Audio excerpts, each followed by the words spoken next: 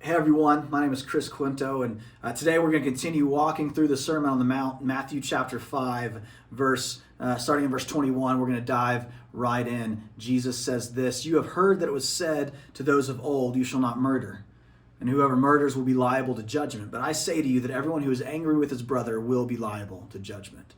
Whoever insults his brother will be liable to the council, and whoever says, 'You fool,' will be liable to the hell of fire. So if you are offering your gift at the altar, and there remember that your brother has something against you, leave your gift there before the altar and go.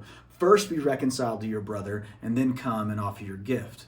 Come to terms quickly with your accuser while you are going with him to court, lest your accuser hand you over to the judge, and the judge to the guard, and you be put in prison.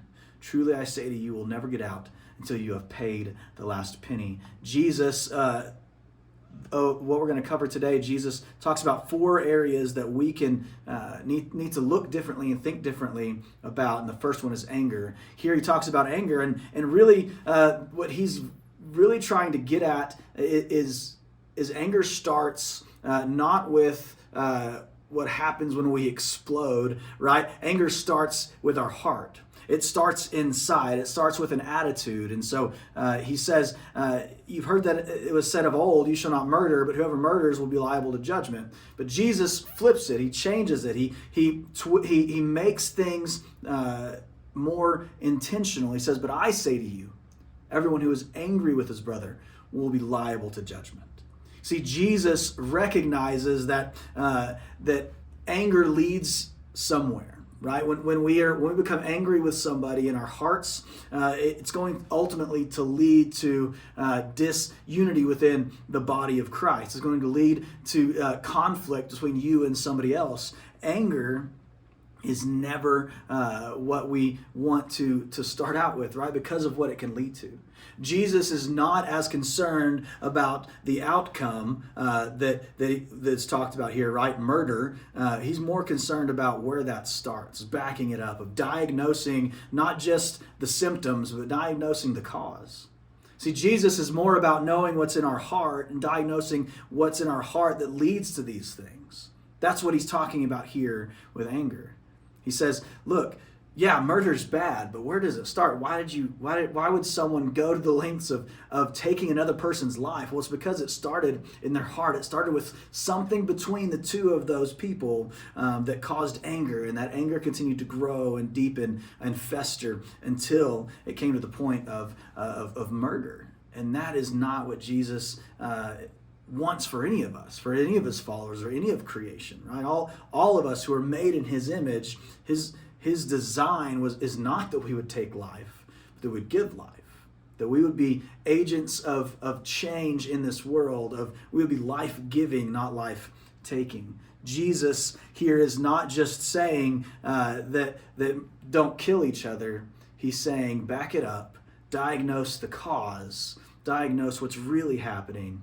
Most of the time when we begin to have arguments and struggles and difficulty between one another, there's typically something in our heart that we need to take care of, that we need to look at. Jesus goes on. He's going to dig down deeper. He says in verse 27, "You have heard that it was said, 'You shall not commit adultery.' But I say to you that everyone who looks at a woman with lustful intent has already committed adultery with her in his heart." You see, Jesus goes from anger to lust. Jesus looks at us and he says, or looks at the crowd and says, "Look, you've heard it said, don't commit adultery. That's wrong, and that's in the law, and that's the way it is, right?" But he says, "But I say to you." So you've heard it said, but I say to you. Jesus will use this phrase quite often in the Sermon on the Mount. You've heard it said, but I say. He says, look, yes, adultery is bad, but why are you committing adultery? Because you have lust in your heart. It's because you look with your eyes at things you're not supposed to. You put things around you and in your vicinity and in your proximity that are going to cause you to think these things. And ultimately, when we spend enough time doing something, thinking about something, we're going to do that thing.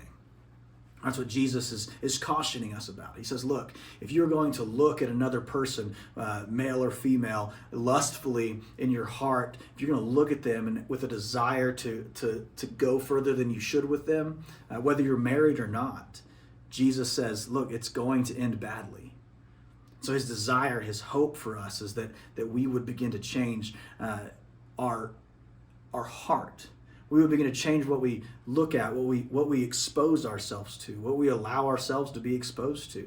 Just because everybody else is watching a particular program or doing this, or just because you think it's okay because someone else has said it or doing it, doesn't mean that it's good for you.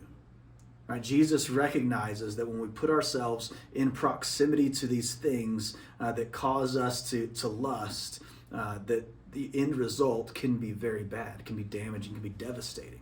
So his encouragement to us is once again to dig deeper. Adultery is a symptom of the lust in our heart. So we need to take care of that first, and then that will help take care of what is next. And he goes on.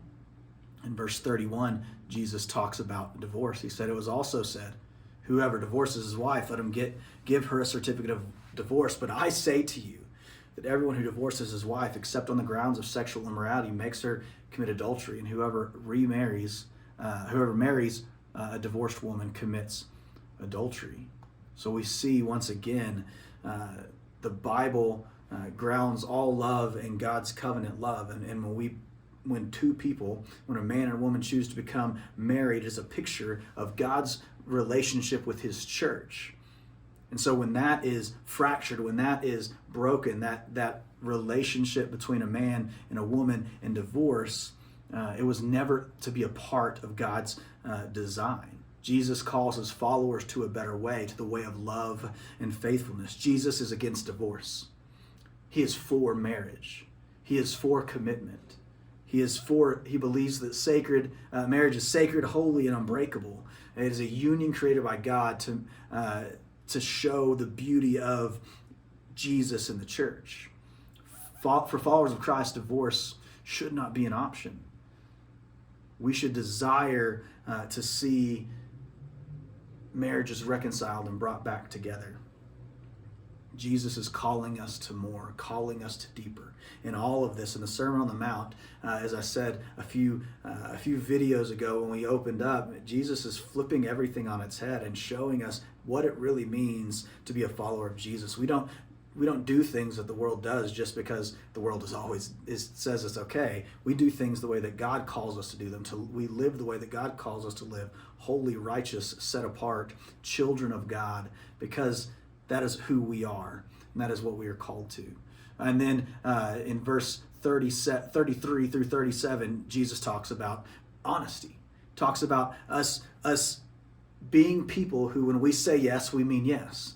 Being people who we don't need to swear or take an oath. I swear this is true. No, we should be people of integrity and honesty to the point that when we say we're going to do something, we're going to do it. Right? If you say you're going to be somewhere at 2:00, you be there at 2:00. You don't be there at 2:05 because that's not you letting your yes be yes. If you say you're not going to do something or you did not do something, then we need to have honesty and integrity. So Jesus is calling us to live differently. And once again, we don't live differently to earn our salvation. We live differently because of our salvation. Because we are followers of Jesus, we now are called to live differently. We are called to be people who don't allow anger to sit and root deep in our hearts that will cause us to do something else. We are called to be people who won't allow lust to invade and pervade our thoughts and our minds, and we are careful with what we put in front of our eyes so that we don't fall into temptation. We are people who when we say we are going to be together with someone as a man and wife, that we stay together because Jesus has called us to, because we want to be a picture of Christ in the church.